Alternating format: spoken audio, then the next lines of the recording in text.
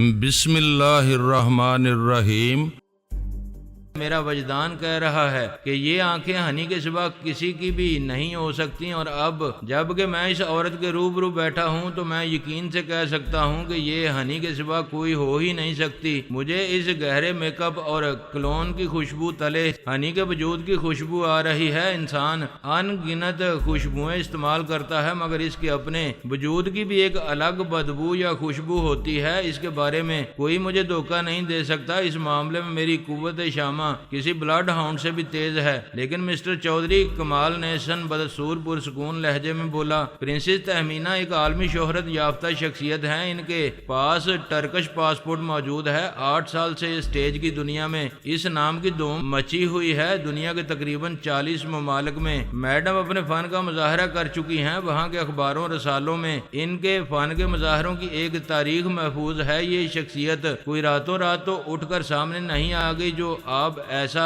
بے سروپا قسم کا دعویٰ کر رہے ہیں۔ ہاں، کام تو یقیناً پکا کیا گیا ہوگا، میں نے تسلیم کیا۔ یہی گتھی سلجھانے کے لیے تو میں آیا ہوں۔ عین ممکن ہے اصلی پرنسس تہمینہ کو غائب کر دیا گیا ہو اور اس کی جگہ اس عورت کو سامنے لایا گیا ہو۔ کاغذات یا پاسپورٹ اور دیگر سب چیزیں پرنسس تہمینہ کی، میرا مطلب ہے اصلی پرنسس تہمینہ ہی کی چل رہی ہیں۔ میرے خیال میں تم جن لوگوں کی نمائندگی کر رہے ہو ان کے لیے تو یہ اور اس قسم کے ہزاروں دوسرے کام بائیں ہاتھ کا کھیل ہیں۔ اور آپ کے خیال میں کن لوگوں کی نمائندگی کرتا ہوں؟ مسٹر چودھری وہ ایک ٹک میری طرف دیکھتے ہوئے سرگوشی کے سے انداز میں بولا، اس کی آنکھیں سانپ کی معلوم ہوتی تھیں، گو کہ وہ گول نہیں تھی مگر وہ انہیں جھپکتا ہی نہیں تھا۔ شاید اس وقت جھپکتا تھا جب میری نظریں اس کی طرف نہیں ہوتی تھیں۔ کاش مجھے ان کے بارے میں صحیح طور پر کچھ معلوم ہوتا۔ میں نے ٹھنڈی سانس لے کر کہا، صرف ایک نام اب تک سامنے آیا ہے، شاید وہ بھی فرضی ہو، لیکن مجھے یہ اندازہ ضرور ہو گیا ہے کہ وہ معمولی لوگ نہیں ہیں اور معمولی چکروں میں نہیں ہیں۔ کوئی بہت ہی بڑا سیٹ اپ ہے اور بہت ہی بڑے مقاصد ہیں، لیکن تم انہیں میری طرف سے بھی پیغام دے دینا۔ اگر تمہاری بہت اونچی سطح تک رسائی ہے تو ان سے کہہ دینا کہ وہ مجھے انڈر ایسٹیمیٹ نہ کریں، مجھ سے پنگا نہ لیں، مجھے میرے حال پر چھوڑ دیں، مجھے اذیت پہنچانے کے لیے نئے طریقہ اختیار نہ کریں اور مجھے بلیک میل کرنے کے لیے میرے دوستوں اور ہمدردوں کو مشق ستم نہ بنائیں۔ یہ پنگا کیا ہوتا ہے مسٹر چودھری؟ کمال نیسن نے نہایت سنجیدگی سے دریافت کیا۔ میں نے اپنی گفتگو میں اس لفظ کا انگریزی میں ترجمہ نہیں کیا تھا۔ جو بات اصل میں تھی وہ ترجمے میں آ ہی نہیں سکتی تھی۔ پنگا بس پنگا ہی ہوتا ہے، جب انسان لے چکتا ہے تب ہی اس کی سمجھ میں آتا ہے کہ اس نے دراصل پنگا لیا ہے۔ عام طور پر اس کے بارے میں پہلے سے خبردار کرنے سے انسان خبردار نہیں ہوتا۔ میں نے وضاحت کی، آپ فکشن مائنڈ آدمی معلوم ہوتے ہیں چودھری۔ وہ ٹھہرے لہجے میں بولا، اتنے بڑے آدمی بننے کے بعد آپ کو بہت پریکٹیکل ہونا چاہیے تھا، لیکن معلوم ہوتا ہے کہ آپ کا ذہن افسانہ ترازیوں میں الجھا رہتا ہے۔ زندگی کسی جاسوسی ناول، جرم سزا کی کہانی یا اسپائی فلم سے بہت مختلف ہوتی ہے۔ آپ بہت سیدھی سادی چیزوں میں پیچیدگیاں ڈھونڈنے کے عادی معلوم ہوتے ہیں۔ مسٹر کمال نیسن، مجھے زندگی کے بارے میں سبق پڑھانے کی کوشش مت کرو۔ میں بہت اچھی طرح جانتا ہوں زندگی کیا ہوتی ہے اور کیا نہیں۔ میں نے زندگی کا ہر رنگ، ہر ڈھنگ اور ہر روپ دیکھا ہے، اس لیے مجھے یقین ہو چکا ہے کہ زندگی در حقیقت جاسوسی ناولوں، جرم و سزا کی کہانیوں اور اسپائی فلموں سے زیادہ پراسرار، پیچیدہ اور سنسنی خیز ہے۔ لیکن ہر ایک کی زندگی اپنی پراسراریت، اپنی پیچیدگیوں اور اپنی سنسنی خیزیوں کے اظہار کے لیے کسی کا منتخب کرتی ہے۔ وہ بدستور ایک ٹک میری طرف دیکھ رہا تھا۔ میں نے بات جاری رکھی، میں جب نو عمر تھا، غریب تھا، تب فکشن مائنڈ تھا، خیالوں خوابوں کی دنیا میں کھویا رہتا تھا، مستعار لے کر فلمی رسالے، جاسوسی ناول اور اسپائی کہانیاں غرضی کے جو مل جاتا تھا پڑھتا تھا، اور میرا ذہن نہ جانے کن بھول بھلائیوں میں بھٹکتا رہتا تھا۔ لیکن اس وقت عملی زندگی میں مجھے کوئی پراسرار، کوئی سنسنی خیز، کوئی انوکھا واقعہ پیش نہیں آتا تھا۔ میری زندگی اتنی ہی سپاٹ تھی جتنی جوہڑ میں پڑے ہوئے کسی مینڈک کی۔ ذرا چھلانگ لگائی تو ایک قدم آگے ہو گئے، پھر ذرا پھد گئے تو 2 قدم پیچھے ہو گئے اور سوچا کہ بس یہی کل کائنات ہے۔ عجیب و غریب اور الجھے ہوئے واقعات تو مجھے اس وقت سے پیش آنے شروع ہوئے ہیں جب سے میں دولت مند ہوا ہوں، معاشرے میں مجھے کوئی مقام حاصل ہوا ہے۔ اس سے پہلے کہ کمال نیسن مزید کچھ کہتا، میں نے پرنسس تہمینہ کی طرف دیکھا۔ وہ ذرا پھیلی پھیلی سی آنکھوں سے میری طرف ہی دیکھ رہی تھی۔ میں نے کمال کی طرف اشارہ کرتے ہوئے تہمینہ کو مخاطب کیا، ہنی تمہیں اس سے یا کسی سے بھی ڈرنے کی قطعاً کوئی ضرورت نہیں۔ تم پر جو بھی گزری ہے بلا جھجک اور بلا کم و کاست مجھے بتا دو۔ یہاں نہیں بتا سکتی تو گھر چل کر بتا دینا، میں تمہیں لینے ہی آیا ہوں۔ میرا خیال تھا کہ ہنی عرف پرنسس تہمینہ کمال کی طرف التجائیہ نظروں سے دیکھے گی، وہ اسے آنکھوں ہی آنکھوں میں کوئی دھمکی دے گا اور وہ دل کی بات کہتے کہتے رہ جائے گی، لیکن وہ اس کے بغیر ہی دھیمی سی آواز میں بولی، میں کمال کی بات کی تائید کروں گی۔ آپ کو یقیناً غلط فہمی ہوئی ہے۔ آپ کو بیک وقت مجھ پر 2 مختلف شخصیتوں کا گمان گزر رہا ہے، جبکہ میں اصل میں تیسری شخصیت ہوں، یعنی پرنسس تہمینہ ہوں۔ اس کے سوا میرا کوئی اور نام یا کوئی اور شخصیت نہیں ہے اور نہ کبھی رہی ہے۔ میں آپ کے تصورات کو دھچکا پہنچانے کے سلسلے میں معذرت خواہ ہوں، لیکن میں مجبور ہوں۔ میں بھلا آپ کی انہونی سی باتوں کو کیوں کر تسلیم کر لوں؟ بات ہی ایسی ہے کہ میں محض آپ کا دل رکھنے کو بھی اسے تسلیم نہیں کر سکتی۔ گویا جس پر تکیہ تھا وہ پتہ بھی ہوا دے رہا تھا۔ میں نے یکدم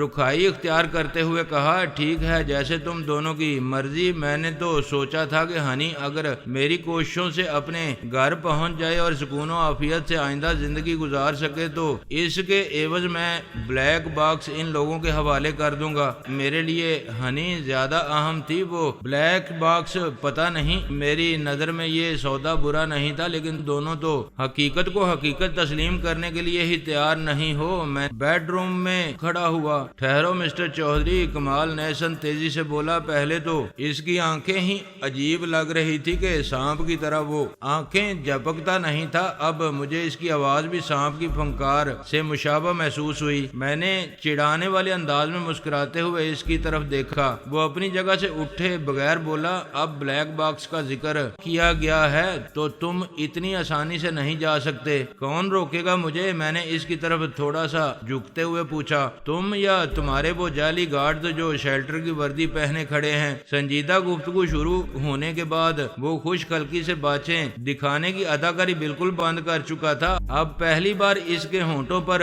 خفیف سی مسکراہٹ ابھری، لیکن یہ مسکراہٹ بس ایسی تھی جیسے کسی مجسمے نے کسی ہلکے پھلکے جادو کے زیر اثر اپنے ہونٹوں کو مبہم سی حرکت دینے کی کوشش کی ہو۔ میں تمہارے بارے میں بہت کچھ سن چکا ہوں مسٹر چودھری، اب کچھ یقین سا آنے لگا ہے کہ وہ درست ہی ہوگا۔ تمہاری حسیات بہت تیز ہیں، بالکل درندوں کی طرح، جو بہت سی ایسی باتیں سن محسوس کر لیتے ہیں جن کا بظاہر کوئی جواز نہیں ہوتا۔ تم نے یقیناً ایجنسی کے سارے گارڈز کی شکلیں تو نہیں دیکھ رکھی ہوں گی، لیکن تم نے محسوس کر لیا۔ ایک ثانیہ کی خاموشی کے بعد وہ ہاتھوں کی انگلیاں ایک دوسرے میں پھنساتے ہوئے بولا، لیکن اس صورت میں تمہیں ان سے زیادہ خطرہ محسوس کرنا چاہیے کہ وہ شیلٹر کے گارڈز نہیں ہیں۔ پرائیویٹ سیکیورٹی ایجنسیوں کے گارڈز بھی بھلا کوئی گارڈز ہوتے ہیں، ان میں اور تمہارے ملک کی پولیس میں کوئی خاص فرق نہیں ہے۔ یہ سب وہ پتلے ہیں جو پرندوں کو ڈرانے کے لیے کھیتوں میں کھڑے کر دیے جاتے ہیں۔ ان سے صرف پرندے ہی ڈرتے ہیں، درندے نہیں، لیکن وہ جو باہر کھڑے ہیں ان سے درندوں کو بھی ڈرنا پڑتا ہے، کیونکہ وہ عجیب ہی چیز ہے۔ محسوسات نام کی کوئی چیز ان میں نہیں ہے، بس آنکھیں بند کر کے احکامات کی تعمیل کرتے ہیں، درندوں سے بھی بدتر ہیں۔ میں نے قدرے بیزاری سے کہا، بس زیادہ قصیدہ خوانی کی ضرورت نہیں، مجھے یقین ہے کہ وہ اس وقت کھڑے نہیں، لیٹے ہوئے ہوں گے۔ تمہارا کہنا شاید درست ہو کہ وہ آنکھیں بند کر کے احکامات کی تعمیل کرتے ہیں، لیکن اس وقت ان کی آنکھیں محاورتاً نہیں حقیقتاً بند ہوں گی۔ کیا مطلب؟ اس کی پیشانی کی شکنوں میں ایک اور شکن کا اضافہ ہو گیا۔ اس سویٹ کے سامنے والا بھی VIP سویٹ ہے نا؟ میں نے اس کے سوال کا جواب دینے کی بجائے پوچھا۔ اس نے الجھن امیز انداز میں اس بات میں سر ہلا دیا۔ اور تم اپنے گارڈز کی جتنی تعریفیں کر رہے تھے، اس سے مجھے وہ بھی VIP محسوس ہونے لگے تھے، چنانچہ انہیں VIP سویٹ میں پہنچا دیا گیا ہے، وہ اس وقت لگژری بیڈ پر اوندھے لیٹے آرام کر رہے ہوں گے۔ ان کے ساتھ تھوڑی سی ناشائستگی صرف یہ ہوئی ہوگی کہ ان کا ہاتھ پشت پر باندھے گئے ہوں گے اور عین ممکن ہے پاؤں بھی بندھے ہوئے ہوں، اور اس کے لیے میں پیشگی معذرت خواہ ہوں۔ یہ کیا بکواس ہے، وہ برہمی سے بولا اور اس کے پتھرائے ہوئے نکوش میں یک لخت بونچال سا آ گیا۔ یہ بکواس نہیں، چند چھوٹی موٹی تبدیلیاں ہیں جو باہر رونما ہو چکی ہوں گی، لیکن تم یہاں ہونے کی وجہ سے انہیں دیکھ نہیں پا رہے، میں نے ملائمت سے کہا۔ اور تم کیا انہیں دیکھ رہے ہو؟ اس نے طنزیہ سے لہجے میں پوچھا۔ تقریباً یہی سمجھ لو، میں نے جواب دیا۔ میں جب وقت کا تعین کر کے اپنے آدمیوں کو کوئی کام بتا کر آتا ہوں تو آنکھیں بند رکھتے ہوئے بھی مجھے یقین ہوتا ہے کہ وہ کام اسی طرح ہو رہا ہوگا، میں نے اطمینان سے کہا۔ مگر سامنے والے سویٹ میں تو کوئی غیر ملکی ڈپلومیٹ ٹھہرا ہوا ہے۔ کمال اپنی برہمی پر قابو پاتے ہوئے بولا۔ وہ آج شام جا چکا ہے، انہوں نے معلوم کر لیا تھا وہ کچا کام نہیں کرتے۔ میں ابھی دیکھ لیتا ہوں۔ وہ اٹھنے لگا۔ میں نے اسے بیٹھے رہنے کا اشارہ کرتے ہوئے کہا، اس زحمت کی ضرورت نہیں، تمہیں ایک معزز آدمی کی بات پر یقین کرنا چاہیے۔ ویسے بھی شاید کسی کو اس وقت تمہارا اس کمرے سے باہر جانا پسند نہ ہو۔ میں نے دروازے کی طرف اشارہ کیا۔ اس نے گردن موڑ کر دروازے کی طرف دیکھا۔ دروازہ ذرا سا کھل چکا تھا اور اس سے ایک ریوالور کی چپٹی خوفناک سی نال جھانک رہی تھی۔ ریوالور جس کے ہاتھ میں تھا وہ نظر نہیں آ رہا تھا، لیکن مجھے معلوم تھا کہ وہ احمد ہوگا۔ احمد بلا شبہ کمال کا آدمی تھا۔ مکفل دروازے کو بے آواز طریقے سے کھولنے میں اس کا جواب نہیں تھا۔ کمال نیسن جیسے شاطر و ہوشیار آدمی کو بھی پتہ نہیں چلا تھا کہ کب سویٹ کا بیرونی دروازہ اور پھر بیڈ روم کا دروازہ کھلا تھا۔ باہر اس کے دونوں مسلح گارڈز کو کب قابو کیا گیا اور کب سامنے والے سویٹ میں منتقل کیا گیا، اس کا تو اسے ذرا بھی اندازہ نہیں ہو سکتا تھا۔ اس کام میں احمد کے ساتھ آفتاب شریک تھا۔ اس وقت مجموعی طور پر انٹرکان میں میرے 6 آدمی ڈیوٹی پر تھے۔ احمد کے ریوالور کی نال تو بیڈ روم میں جھانک رہی تھی۔ آفتاب باہر دروازے پر تعینات تھا۔ منیر اور مسعود پہلے ہی نیچے کمپاؤنڈ میں موجود رہتے ہوئے سویٹ کی نگرانی کر رہے تھے۔ صفدر اور سلیمان ہوٹل سے باہر جانے کے راستوں پر تعینات تھے۔ میں نے ہنی کو ساتھ لے جانے کا پورا بندوبست کر کے آیا تھا۔ مجھے معلوم تھا کہ یہ آسان کام نہیں ہوگا۔ کمال نیسن اٹھ چکا تھا، لیکن ایک لمحے تک دروازے کی طرف دیکھتے رہنے کے بعد وہ گہری سانس لے کر بیٹھ گیا۔ اس کے چہرے پر دوبارہ پہلا سا ٹھہراؤ آ گیا۔ اس نے گویا دل ہی دل میں اعتراف کر لیا تھا کہ جو کچھ ہو رہا تھا اس کو روکنے کے لیے اب کچھ نہیں کیا جا سکتا تھا، اور اس احساس کے ساتھ گویا اسے قرار سا آ گیا تھا۔ یہ سب کیا ہے مسٹر چودھری؟ اس نے دروازے کی طرف اشارہ کرتے ہوئے ہموار لہجے میں پوچھا۔ یہ سب میرے ریموٹ کنٹرول نظام کا ایک حصہ ہے، میں نے مسکراتے ہوئے جواب دیا، اور اس وقت اس نظام کی کارکردگی مجھے دکھانے کا مقصد؟ اس نے ایک ٹک میری طرف دیکھتے ہوئے پوچھا۔ میں نے کہا نا کہ میں ہنی کو ساتھ لے جانے کے لیے آیا ہوں، میں نے دوستانہ لہجے میں جواب دیا۔ مجھے یہ بات بالکل پسند نہیں ہے کہ کوئی میرے دوستوں کو اغوا کرے اور انہیں کھلونوں کی طرح استعمال کرتا پھرے۔ وہ بڑے تحمل مزاجی سے بولا، یہ عورت جسے آپ ہنی سمجھنے پر پوری طرح بضد ہیں، پہلے اس سے تو پوچھ لیجئے کیا یہ آپ کے ساتھ جانے کے لیے تیار ہے؟ اس کے لہجے میں بڑا زہر تھا، لیکن شک میں لپٹی ہوئی گولی کی طرح۔ میں نے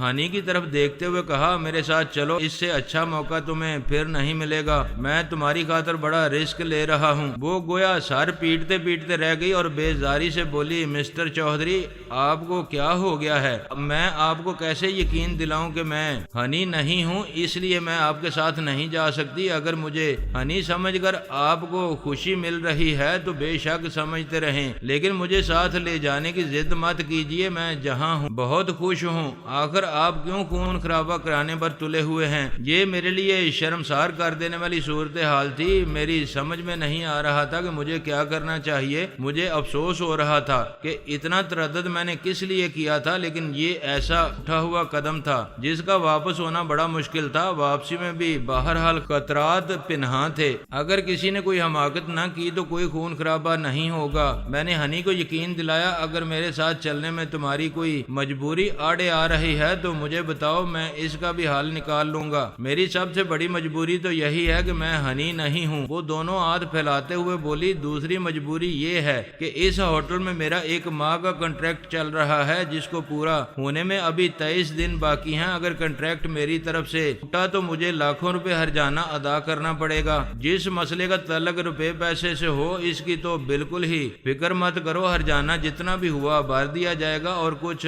میں نے ان شناسا آنکھوں میں جھانکا جو اجنبی نظر آنے کی پوری کوشش کر رہی تھی۔ میری اس پیشکش سے وہ ضد ہو گئی۔ اس نے مزید کچھ کہنے کے بجائے سر جھکا لیا، ساتھ ہی اس کے کندھے بھی بے جان سے انداز میں جھک گئے۔ کمال نیسن ہولے سے کھنکارنے کے بعد مجھ سے مخاطب ہوا، تم نے ابھی بلیک باکس کی بات کی تھی۔ میں نے اس کی بات کاٹتے ہوئے کہا، اور اس میں دلچسپی ظاہر کر کے تم نے ثابت کر دیا تھا کہ تم ریڈ ڈاٹ کے آدمی ہو۔ اس بات کو جانے دو کہ میں کس کا آدمی ہوں اور کس کا نہیں۔ ضروری نہیں کہ بلیک باکس سے دلچسپی صرف ریڈ ڈاٹ ہی کو ہو۔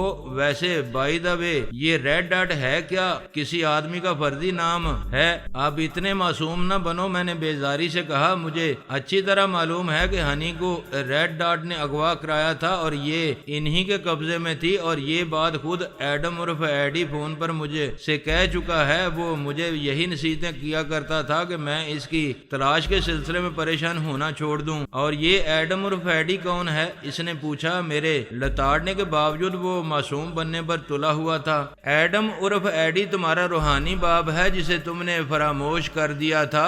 یہ بھی ممکن وہ تمہارا حقیقی باپ ہی ہو، میں یقین سے کچھ نہیں کہہ سکتا۔ میں نے اسے تاؤ دلانے کے لیے کہا۔ تاؤ دلانا کیا؟ مجھے خود آ رہا تھا۔ کون؟ وہ ذرا بھی غصے میں آئے بغیر متاسفانہ سے انداز میں سر ہلاتے ہوئے بولا۔ جب آدمی اس طرح جھنجھلا کر جواب دے تو اس پر گمان یہی ہوتا ہے کہ اسے کچھ معلوم نہیں۔ ظاہر ہے اگر مجھے کچھ معلوم ہوتا تو بات کچھ آگے نہ بڑھ جاتی۔ میں اتنے عرصے تک ہنی کے معاملے میں بے دست و پا نہ بیٹھا رہتا۔ میں نے اپنی لا علمی کا اعتراف کر لیا، لیکن ریڈ ڈاٹ کے بارے میں اتنا بے خبر بننے کا شوق کیوں چرایا ہے؟ ہو سکتا ہے مجھے ریڈ ڈاٹ کے بارے میں کچھ معلوم ہو اور میں بتانا نہ چاہتا ہوں کہ کچھ معلوم نہ ہو، اس سے کوئی فرق نہیں پڑتا۔ تم بحث کو چھوڑو اور کام کی بات کرو۔ اگر تم بلیک باکس میرے حوالے کر دو تو اس عورت کو اپنے ساتھ لے جا سکتے ہو جسے تم ہنی بنانے پر تلے ہوئے ہو۔ اب یہ ہنی نکلے یا کچھ اور یہ تمہارا مقدر ہے۔ دیکھ لیا تم نے، میں نے ہنی کو مخاطب کیا، یہ ہے ان لوگوں کی اصلیت، ایک تمہاری اوقات، یہ تمہاری مرضی معلوم کیے بغیر بلیک باکس کے عوض تمہیں میرے سپرد کرنے کے لیے تیار ہیں۔ اس نے ایک نظر میری طرف دیکھا اور خاموشی سے سر جھکا لیا۔ شاید اس نے اب خاموش ہی رہنے کا تہیہ کر لیا تھا۔ کمال نیسن، تم پرنسس کو چھوڑو، مجھ سے بات کرو۔ اگر باہر کہیں ہے تو اپنے آدمیوں سے منگوا لو، ابھی اسی وقت میں ہم دونوں کا مسئلہ حل ہو جائے گا۔ بلیک باکس میز پر رکھ دو اور پرنسس کا ہاتھ تھام کر اسے لے جاؤ۔ بیچاری پرنسس، میں نے ترہم امیز لہجے میں کہا، جس کا دنیا میں کوئی نہیں اس کی تقدیر کا فیصلہ کر رہا ہے۔ میں نے تو سوچا بھی نہیں تھا کہ دنیا میں ایسی بھی کوئی پرنسس موجود ہے۔ میں ہنی کی طرف دیکھ رہا تھا، شاید اس کے دل میں خوف کی دھند میں لپٹے ہوئے کسی دبے ہوئے شعلے کو سرکشی پر آمادہ کر سکوں، مگر وہ میری طرف دیکھ ہی نہیں رہی تھی۔ کمال نیسن اب اپنے لہجے کی بے تابی نہ چھپا سکا، تیزی سے بولا، مسٹر چودھری کام کی بات کرو، وقت ضائع مت کرو۔ میں سوچ بھی نہیں سکتا تھا کہ تمہارے پاس اتنا فالتو وقت ہوتا ہے۔ فالتو وقت تو میرے پاس واقعی نہیں ہوتا، دراصل وقت کو استعمال کرنے کے اپنے اپنے انداز ہوتے ہیں۔ میرے انداز تمہاری سمجھ میں نہیں آئیں گے۔ کام کی بات کے بارے میں گزارش یہ ہے میرے بھائی کہ میں بلیک باکس تمہارے حوالے کر ہی نہیں سکتا۔ اس کی واحد وجہ یہ ہے کہ وہ میرے پاس ہے ہی نہیں۔ تو تم جھوٹ بول رہے تھے؟ اس کے پتھرائے ہوئے چہرے پر ایک بار پھر زلزلے کے سے آثار نمودار ہوئے۔ یہی سمجھ لو میں بلف کر رہا تھا۔ جرائم پیشہ لوگوں کے ساتھ بلف کرنا میرا مشغلہ ہے، میں نے اطمینان سے کہا۔ دوسری بات یہ کہ تم تو اس وقت شرائط عائد کرنے کی پوزیشن میں ہی نہیں ہو۔ ہنی اور پرنسس تہمینہ کو تو میں ہر حال میں ساتھ لے ہی جاؤں گا۔ شاید اپنے یا میرے گھر پہنچنے کے بعد اسے یاد آ جائے کہ کہ یہ واقعی ہنی ہے۔ اتنی احمقانہ اور حد سے بڑی ہوئی خود اعتمادی اچھی نہیں ہوتی۔ وہ زہریلے لہجے میں بولا، پھر اس نے ایک نظر گھڑی پر ڈالنے کے بعد کہا، میں بھی تمہیں اپنے ریموٹ کنٹرول نظام کا ایک معمولی سا نمونہ دکھاتا ہوں۔ وہ اس میز کی طرف بڑھا جس پر ٹی وی وغیرہ رکھا ہوا تھا۔ کوئی احمقانہ حرکت نہ کرنا مسٹر، میں نے خبردار کیا۔ گن کی جو نالی دروازے سے جھانک رہی ہے یہ محض دکھاوے کے لیے نہیں ہے، یہ آتش و آہن بھی اگلتی ہے۔ تمہاری ذرا سی غلط حرکت تمہارے لیے موت کا پیغام ثابت ہو سکتی ہے۔ دروازے کی طرف پشت نہ کرنا اور نہ ہی میری طرف۔ اس نے ترچھی نظر سے میری طرف دیکھا۔ اسے احساس نہیں ہو سکا تھا کہ کب میرے ہاتھ میں مشین پسٹل آ چکا تھا۔ اس کی نظر میں میرے اس مشین پسٹل کے اور دروازے جھانکتی ہوئی نال کے لیے بھی بے پناہ حقارت ابھر آئی۔ دو بڑے آدمیوں کو بات چیت کرتے وقت اس قسم کے کھلونوں سے ایک دوسرے کو مرعوب کرنے کی کوشش نہیں کرنی چاہیے۔ وہ مربیانہ لہجے میں بولا، یہ چھوٹے لوگوں کے کام آنے والی چیزیں ہیں۔ کیا تم ان پر بہت زیادہ بھروسہ کرتے ہو مسٹر چودھری؟ بھروسہ تو میں صرف اوپر والے پر کرتا ہوں، میں نے درویشانہ انداز میں انگلی اٹھا کر چھت کی طرف اشارہ کرتے ہوئے کہا۔ وہ عجیب سے انداز میں مسکرایا اور بولا، ہو سکتا ہے ان کھلونوں کی موجودگی میں بھی تم اس ہوٹل سے باہر نہ جا سکو۔ اگر میں ہوٹل سے باہر نہ جا سکا تو ہوٹل ملبے کا ڈھیر بن جائے گا ڈیئر کمال نیسن، میں نے مسکراتے ہوئے کہا۔